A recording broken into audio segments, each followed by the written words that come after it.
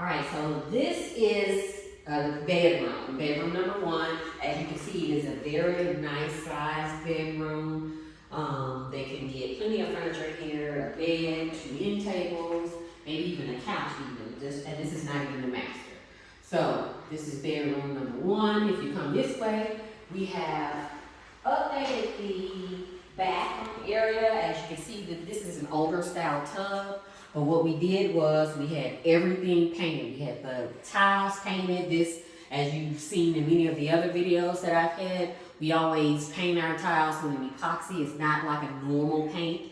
It is a special paint that will adhere to tile. So we had all this done. This would be very expensive if we tried to get everything retiled.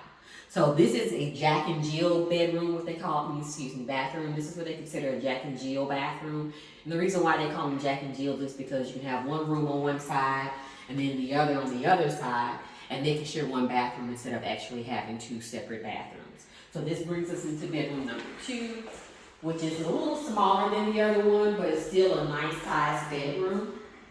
They can put a nice amount of furniture in here. And so we chose not to replace the ceiling fans, but what I did do is I replaced the bulbs, not the bulbs, I'm sorry, the light fixtures for it. All right, so this is bedroom number two. Nice closet space. You come over here, you'll see that we have plenty of closet space over here.